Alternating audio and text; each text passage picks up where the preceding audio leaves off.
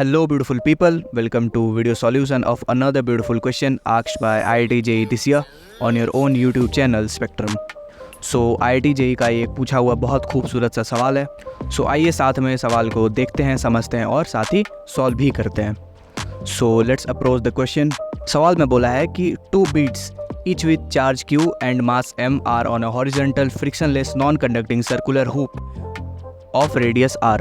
So situation कुछ यूँ है कि एक सर्कुलर हुप है. हुप समझते हो? एक मिनट. जैसे सपोज़ कि ये एक कड़ा है, ठीक है. तो हुप कहने का मतलब ये हुआ कि जैसे ये कड़ा है और हुप का मतलब ये हुआ ना कि इसके अंदर का माल पूरा खाली है, ठीक है. मतलब हॉलो है अंदर का स्पेस पूरा, ठीक है. और जिस स्पेस में दो बीड्स रखे हुए हैं, प्लेस किए हुए हैं. अच्छा, अब सवाल आप आगे पढ़ें तो कह रहा है कि one of the beads is glued at some point while the other one performs small oscillations, that is SHM हो गया ना, about its equilibrium position along the hoop. So situation अगर हम लोग ड्रॉ करें तो कुछ यूँ होगा कि जैसे सपोज़ कि हुप है तो हुप को हम लोग ऐसे ड्रॉ कर सकते हैं. हुप ये रहा एक इसके बाहर वाला और ये रहा इसके अंदर वाला, राइट, ठीक है. तो अब मान के चलो कि इसमें बोला गया है कि दो बीट्स हैं और उनमें से एक बीट्स को फिक्स कर दिया है कहीं पे. ग्लूड मतलब मान के चलो ये फिक्स्ड ही है, ठीक है, पूरी फिक्स्ड है. और एक को कह रहा है कि एक दूसरे के प्रेजेंस में ना स्मॉल ऑसिलेशंस परफॉर्म कर रहा है अबाउट इट्स इक्विलिब्रियम पोजीशन. सो सबसे पहले तो सवाल में आपको ये समझना ज़रूरी है कि किस पोजीशन पे प्लेस करने पे ऑसिलेशन होगा. मतलब दूसरे बीट को हम लोग कहाँ प्लेस करें जिससे कि वो ऑसिलेशन परफॉर्म कर पाए. कहीं भी रख देने से ऑसिलेशन तो बॉडी परफॉर्म करेगी नहीं ना, क्योंकि ऑसिलेशन दैट इज़ SHM कभी भी स्टेबल इक्विलिब्रियम के टू एंड फ्रो करती है बॉडी, चाहे वो कोई भी बॉडी हो, राइट. सो हमें बेसिकली पहले ये समझना पड़ेगा कि स्टेबल इक्विलिब्रियम बॉडी कहाँ पे अप्रोच कर रही है, तभी उसी के अक्रॉस तो हम लोग SHM करवा पाएंगे बॉडी को, ठीक है. अब आप सोच के देखो, वो जो पॉइंट होगा जिसके टू एंड फ्रो में जो दूसरा वाला बीट है वो SHM परफॉर्म करेगी, वो इसके डायमेट्रिकली ऑपोजिट ही आएगा. क्यों? आप सोच के देखो, क्योंकि यही एक पॉइंट होगा जो इस बीट का स्टेबल इक्विलिब्रियम वाला पॉइंट होगा. क्यों? आप सोच के देखो, लेट्स सपोज कि आपने बीट को कहीं और प्लेस किया, ठीक है, करके देख लेते हैं, कोई दिक्कत नहीं है. आपने सपोज कि यहाँ पे प्लेस किया, ठीक. अच्छा, तो अगर आप इस पोजीशन पे प्लेस करोगे, देखो mg का तो कोई लफड़ा नहीं है, पहले ये समझना, क्योंकि सारी बातें यहाँ पे हॉरिजॉन्टली हो रही है, ठीक है. मतलब टेबल पे यूँ रखा हुआ है, जो भी हुप है ना वो इस पोजीशन में रखा हुआ है, तो यहाँ पे mg का कोई लफड़ा नहीं है. जो भी हम लोग को देखना वो म्यूचुअल इन दोनों का जो रिपल्सन वाला जो फोर्स होगा, जो कुलम्बिक फोर्स होगा, उसके कारण SHM वगैरह जो परफॉर्म होगा वो इलेक्ट्रोस्टैटिक फोर्स ऑफ रिपल्सन के कारण यहाँ पे होगा, ठीक है. अच्छा, लेट सपोज कि तुमने इस पोजीशन पे रखा, तो यहाँ पे थोड़ा सा एनालिसिस करने की कोशिश करो. ये इस हुप का सरफेस है, ठीक है. अब जब ये वाला जो ऊपर वाला जो बीड है जो कि फिक्स्ड है, वो इस पे फोर्स लगाएगा तो कुछ इस डायरेक्शन में होगा, ठीक है. अब देखो, ये तो थोड़ा सा यहाँ पे परफेक्शन के साथ बना नहीं हो, मगर आप लोग थोड़ा सा इमेजिन करना कि ये ऐसा कुछ सरफेस होगा परपेंडिकुलर, ठीक है. अब आप सोचो कि ये तो इस पे नॉर्मल लगाएगा ना भैया. ये यहाँ पे अगर कोई बीड है तो उसके सरफेस से इसके टच में है पूरा, तो ये इस पे नॉर्मल लगाएगा ऐसे, ठीक है. और जो कि ये नॉर्मल जो उस पे लगाएगा सरफेस, वो इलेक्ट्रोस्टैटिक फोर्स ऑफ रिपल्सन से बैलेंस नहीं हो पाएगा. और जिस पॉइंट पे सारे फोर्सेस बैलेंस हो रहे हो उसको ही तो हम लोग इक्विलिब्रियम पॉइंट बोलेंगे, राइट. तो इस पॉइंट पे आप देखो नहीं बैलेंस हो पाएगा. लेट सपोज कि हम लोग इस लाइन को भी ज्वाइन करते हैं और ये जो हुप है उसका मिड पॉइंट है. लेट सपोज कि इसको हम लोग लेट से कि थीटा जूम करते हैं, ठीक है. तो आप देखो यहाँ से ये एंगल भी आपका थीटा दिखता हुआ नजर आएगा और ये इन दोनों के बीच में जो इलेक्ट्रोस्टैटिक म्यूचुअल रिपल्सन होगा उस फोर्स को कह देते हैं, ठीक है.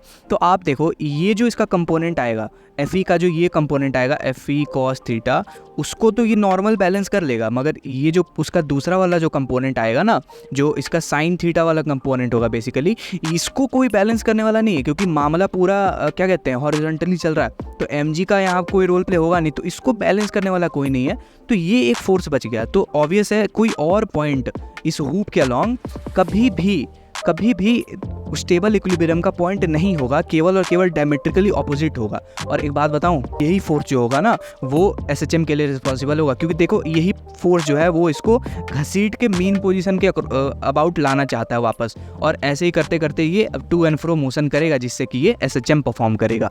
अब आप इस पॉइंट को एनालाइज करो. यहाँ पे देखो, इसके यहाँ पे रिपल्सन फोर्स लग रहा है Fe, ठीक है, जिसको कि ये नॉर्मल जो है ना सरफेस का वो बैलेंस कर दे रहा है. तो यहाँ पे कोई फोर्सेस एक्स्ट्रा बच नहीं रहे, तो ऑब्वियस है यही आपका स्टेबल इक्विलिब्रियम वाला पॉइंट हो गया, ठीक है.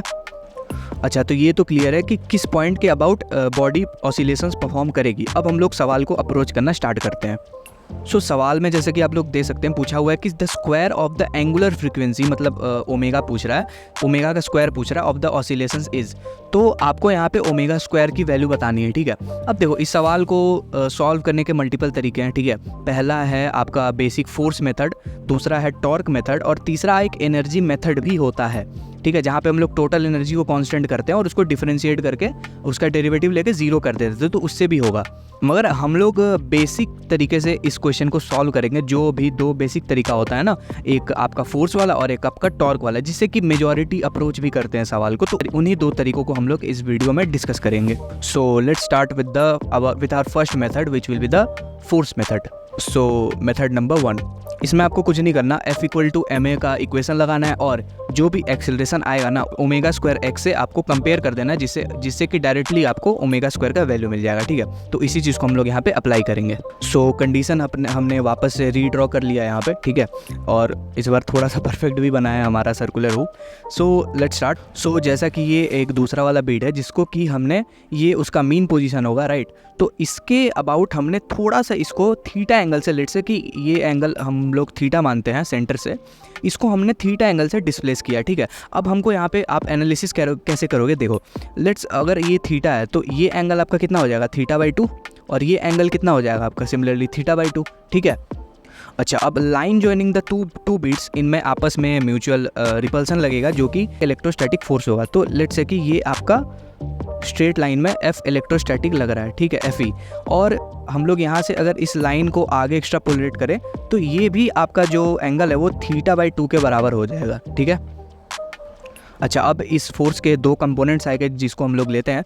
तो ये जो आपका कंपोनेंट आएगा ना, ये इसके अलॉन्ग, वो होगा आपका Fe cos θ/2, ठीक है, और ये जो इसके परपेंडिकुलर आएगा वो हो जाएगा आपका Fe sin θ/2, राइट। अब बस आप F = ma से इक्वेट कर दो। तो लेट्स से कि F यहाँ पे कितना है, Fe sin θ/2, ठीक है, which will be equal to mass into a, ठीक है। अब यहाँ पे Fe का वैल्यू क्या होगा, सोचो कि ये हो जाएगा आपका kq², दोनों का चार्ज सेम है तो हम लोग यहाँ पे q ही मानेंगे, तो kq² अपॉन डिस्टेंस क्या लोगे आप। अब देखो यहाँ पे समझो, ये अगर डिस्टेंस आपका, ये तो इसका रेडियस r गिवन है क्वेश्चन में, तो ये r और ये r, ये आपका हो जाएगा 2r, ठीक है। तो अगर ये डिस्टेंस आपका 2r के बराबर है, ये जो डायमीटर जो है, और अगर ये वाला एंगल θ/2 के बराबर है, तो ये डिस्टेंस आपका कितना हो जाएगा, ये हो जाएगा आपका 2r cos θ/2, ठीक है, बेसिक वेक्टर है।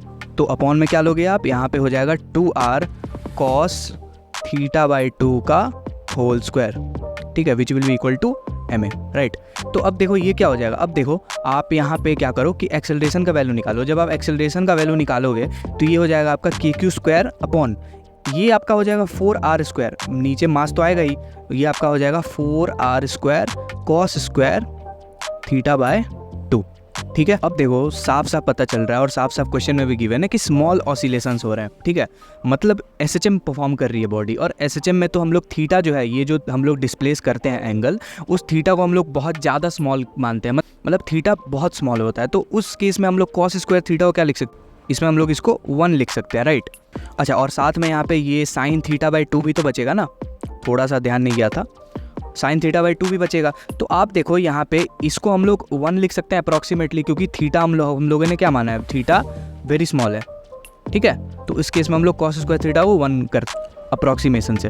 अच्छा, तो और यहाँ पे बगल में क्या था आपका sin θ/2 भी एक्स्ट्रा बच रहा था, ठीक है।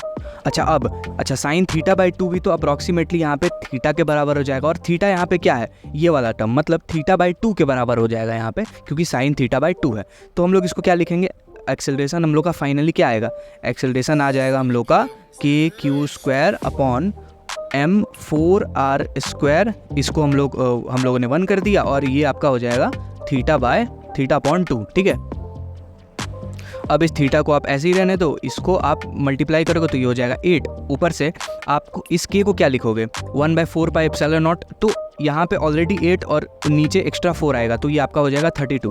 तो 32 का फैक्टर आएगा तो सीधे दिख गया कि ऑप्शन बी आपका सही आंसर होगा। मगर फिर भी इसको हम लोग लिख के एक बार प्रॉपरली सॉल्व करके देख लेते हैं। तो ये आपका हो जाएगा Q² upon 32 pi epsilon not MR³ और यहाँ पे एक्स्ट्रा थीटा बचेगा। अब देखो आपको SHM में जब भी आप ओमेगा का वैल्यू निकालते हो और फोर्स के मेथड से जाते हो तो आपको acceleration equal to minus omega square x से आपको जो है कंपेयर करना होता है। अब माइनस का आप चिंता मत लेना, क्योंकि आप डायरेक्टली देखो थीटा जो भी आपका आएगा ना, या फिर आप जिस डायरेक्शन में डिस्प्लेस करोगे उसके अपोजिट में ही तो हमेशा एक्सेलरेशन लगेगा, क्योंकि रिटार्डिंग एक्सेलरेशन होता है, रिटार्डिंग फोर्स लगता है और रिटार्डिंग फोर्स का काम ही है उसको वापस खींच के मेन पोजीशन तक लेके आना। ठीक है, तो माइनस का आप चिंता मत लो, माइनस ऑलरेडी आता है। ठीक है, आप देखो ये एक्स वाला टर्म आप कहाँ से लाओगे, तो कुछ मत करो, ये देखो लेट सपोज कि ये डायग्राम है। ठीक है, आप इसको यहाँ से उठाओ, ये जो क्वाड्रेंट है ना उसको उठाओ, तो हम लोग यहाँ पे इसको रीड्रॉ करते हैं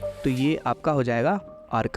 तो लेट सपोज कि ये एंगल हम लोगों ने थीटा माना है। ठीक है, तो लेट सपोज कि हम लोग इसको एक्स से डिस्प्लेस करते हैं। लेट सपोज कि आर्क लेंथ जो है वो आपका एक्स के बराबर है। तो आप यहाँ से इस थीटा को क्या लिख सकते हो, ये रेडियस आपका आर के बराबर है, तो arc length x will be equal to r theta, right. तो यहाँ से आप थीटा को क्या लिख सकते हो, एक्स अपॉन आर। ठीक है, तो आप इसको यहाँ पे सब्सटीट्यूट कर दो, देखो x का फैक्टर आ जाएगा, तो एक्सेलरेशन आपका क्या बनेगा Q² upon 32 pi epsilon not MR² multiplied by x upon r। अच्छा, यहाँ पे r² था। ठीक है, अब हम लोग इसको थीटा को x अपॉन r लिखेंगे तो ये r से r मल्टीप्लाई होके r³ हो जाएगा, तो ये हो जाएगा आपका Q² upon 32 pi epsilon not MR³ into x. अब ये जो टर्म है वही तो आपका ओमेगा स्क्वायर के बराबर है। अब देखो इसी से तो आप लोग कंपेयर करते हो SHM में, तो डायरेक्टली आपका जो है वो ऑप्शन बी आ गया। मगर ये तो था आपका फर्स्ट मेथड। अब हम लोग देखते हैं टॉर्क मेथड, जो कि आपका होगा मेथड नंबर 2। तो यहाँ स्पेस कम है तो हम लोग नेक्स्ट पेज पे स्विच करते हैं। अच्छा, तो हमने सिचुएशन वापस से रीड्रॉ कर लिया है। ठीक है, अब हम लोग आगे बढ़ते हैं अपने मेथड नंबर 2 पे। सो method number 2 which will be the torque method, right. अच्छा, इसमें हम लोग क्या करना है, जैसे हम लोग वहाँ पे acceleration equal to minus omega square x से कंपेयर करते हैं, यहाँ पे हम लोग को alpha equal to minus omega square theta से इक्वेशन जो आएगी हमारी उसको कंपेयर कर देना, मतलब जो भी अल्फा की इक्वेशन बनेगी। अब हम लोग अल्फा कहाँ से लाएंगे, आप लोग टॉर्क में टॉर्क बराबर आई अल्फा लिखते हो ना, आप यहाँ से अल्फा का वैल्यू निकाल लो, इसको इससे कंपेयर कर दो, आपका आंसर आ जाएगा। ठीक है, तो आओ इसको करके देखते हैं। अच्छा, तो आप टॉर्क क्या लिखोगे, टॉर्क आपका हो जाएगा फोर्स इंटू आर। अब ये फोर्स जो होगा वो परपेंडिकुलर होना चाहिए, दोनों आपस में म्यूचुअली परपेंडिकुलर होने चाहिए। तो आप देखो अब ऑसिलेशन किस पॉइंट के अबाउट होगा, मतलब बॉडी एंगुलर SHM परफॉर्म करेगी तो वो किस पॉइंट के अबाउट परफॉर्म करेगी, ये सेंटर के अबाउट है ना, इस पॉइंट के अबाउट मत परफॉर्म करने लग जाना। और ये जो आर है ना वो रेडियस के बराबर होगा, ये 2r cos θ/2 मत ले लेना, क्योंकि जब भी बॉडी SHM परफॉर्म करती है ना तो अपने मीन पोजीशन के अबाउट परफॉर्म करती है, और अगर हॉरिजॉन्टली रखा हुआ है तो इसका मीन पोजीशन यहाँ पे सेंटर में आएगा सिस्टम का पूरा, क्योंकि मीन पोजीशन वो पोजीशन होता है जहाँ पे फोर्सेस सारे बैलेंस हो रहे हो, है ना, वो पॉइंट पे आता है। तो मीन पोजीशन इसका सेंटर में आपको बनता हुआ दिखेगा। तो लेट्स से कि फोर्स यहाँ पे क्या हो जाएगा, ये आपका फोर्स है और ये जो आपका रेडियस आर है वो देखो आपस में म्यूचुअली परपेंडिकुलर है, तो यही हम लोग का टॉर्क हो जाएगा। तो इसको लिखते हैं, तो ये हो जाएगा आपका फोर्स जो है वो है आपका Fe साइन θ/2 इंटू ये आर क्या है, आर परपेंडिकुलर, जिस पॉइंट के अबाउट बॉडी SHM परफॉर्म करेगी, तो ये आपका सिंपली रेडियस आर के बराबर आएगा। ये जो लाइन है ना वो लाइन ज्वाइनिंग है जिसके अलोंग इन दोनों बॉडीज पे म्यूचुअली फोर्स लग रहा है। ठीक है, और मगर ऑसिलेशन इस पॉइंट का आउट होगा, both are different aspects. Are you getting in what I am saying, right. अच्छा, क्लियर होगा। ठीक है, तो अब हम लोग इसको इक्वेट करेंगे आई अल्फा से। अब यहाँ पे आई किसके बराबर हो जाएगा, आई मतलब मोमेंट ऑफ इनर्शिया।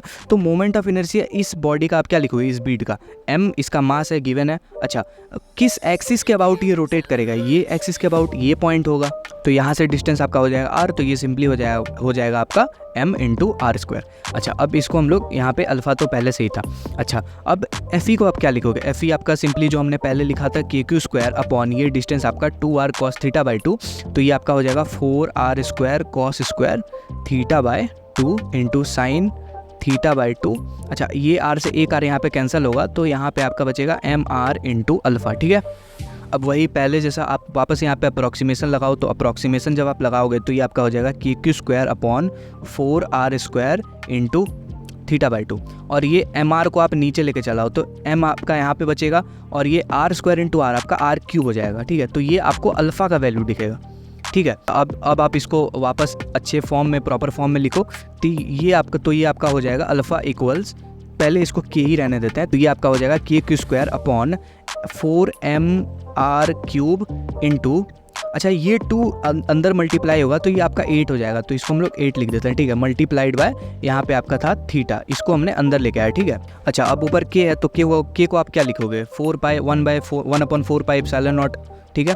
तो Q² ऊपर और नीचे आपका हो जाएगा 4, तो 8 4 जा आपका यहाँ पे 32, 8 चौक 32 pi epsilon not MR³ into theta, ये हो जाएगा अल्फ़ा। और देखो यहाँ आपको सीधा यहाँ पे आपको ओमेगा² का वैल्यू मिल गया जो कि आपको सवाल में पूछा गया है, और ये आपको ऑप्शन बी में सीधे दिख रहा है, जिसको कि हमने दो अलग अलग तरीक़ों से समझा।